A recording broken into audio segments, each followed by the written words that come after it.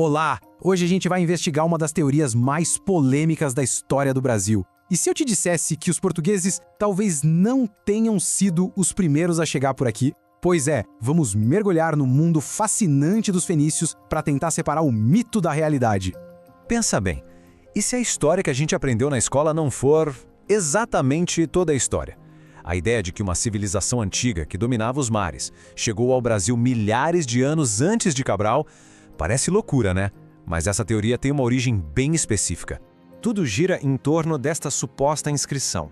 Ela teria sido encontrada ali, na Pedra da Gávea, no Rio de Janeiro. Para muita gente, isso aqui é a prova cabal, o X da questão de que os fenícios estiveram no Brasil. Então, vamos entrar de cabeça nessa história. Chegou a hora de separar o joio do trigo e entender o que é fato e o que é pura ficção por trás dessas alegações todas. E é aqui que o mito bate de frente com a ciência, olha só. Geólogos e historiadores são unânimes, tá?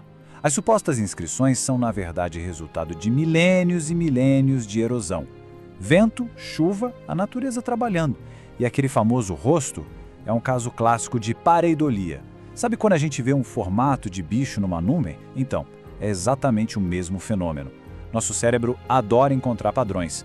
E a coisa não para por aí não. Outras provas que aparecem por aí, como um mosaico em Cartago que dizem ser uma bandeira ou a famosa Pedra da Paraíba, nada disso se sustenta numa análise séria. Ou são coincidências, ou interpretações muito forçadas, ou, como no caso da Pedra da Paraíba, fraudes que já foram desmentidas. Ok? Então, se o mito não se sustenta, fica a grande pergunta. Quem, afinal, foram os fenícios de verdade? Deixar essa lenda para trás abre a porta para a gente conhecer a história real de uma civilização que, vamos combinar, é muito mais incrível do que qualquer mito. A história real dos fenícios é uma verdadeira saga. Envolve comércio, inovação e um domínio do mar como poucos. E tudo isso começa basicamente por causa do lugar onde eles viviam. A geografia explica tudo. Eles estavam ali, espremidos entre as montanhas e o mar, numa terra que não era lá muito boa para a agricultura. Qual foi a saída? Se jogar no mar. Eles se tornaram o povo do mar por necessidade. Com isso, eles criaram um modelo de poder bem diferente, a talassocracia. Para os fenícios, o poder não vinha de conquistar terras, mas sim de controlar as rotas comerciais no mar. O comércio era o que mandava. Mas como funcionava essa sociedade organizada em torno do mar e do comércio? A estrutura deles é bem interessante. É um erro comum pensar na Fenícia como se fosse um país, um império todo unificado. Na verdade, era mais como uma rede de cidades-estado. Cidades superpoderosas, independentes, cada uma com seu próprio governo e que, muitas vezes, competiam uma com a outra. Cidades como Tiro, Sidon e Byblos eram os grandes centros pulsantes desse mundo. E eles foram se expandindo, claro, fundando colônias por todo o Mediterrâneo. A mais famosa de todas, sem dúvida, foi Cartago, que cresceu tanto que um dia se tornou uma das maiores rivais de Roma. Eles eram os grandes negociantes da antiguidade. O produto mais cobiçado deles era a púrpura de Tiro, um corante caríssimo extraído de um tipo de caramujo do mar.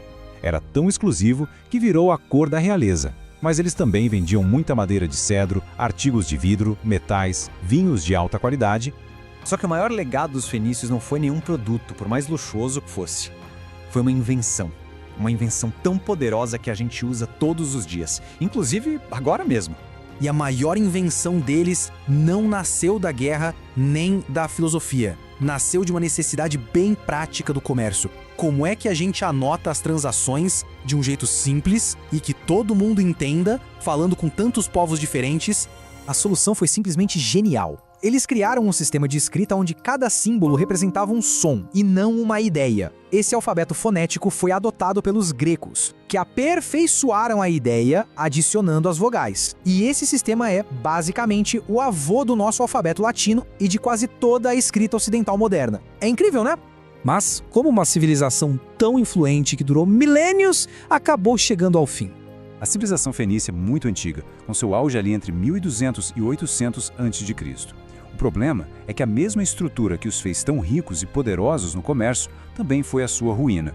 E aqui está o grande paradoxo da história deles. Essa independência toda, essa competição entre as cidades, que foi o motor do sucesso comercial, também foi a sua maior fraqueza. Sem um exército unificado, elas foram caindo, uma por uma, para os grandes impérios centralizados, como o dos persas e, mais tarde, o de Alexandre o Grande.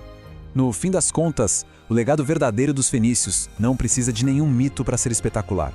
Eles foram os grandes conectores do mundo antigo, e a invenção mais prática deles, o alfabeto, mudou o rumo da humanidade para sempre. Se essa nossa análise ajudou a esclarecer um pouco mais essa história, considere deixar um like e se inscrever no canal para mais mergulhos como este no nosso passado. E isso tudo deixa uma reflexão final, né? A história é cheia de narrativas incríveis, mas a gente tem que lembrar que nem todas são verdadeiras.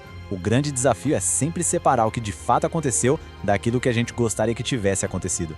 Fica aí a reflexão. Até a próxima!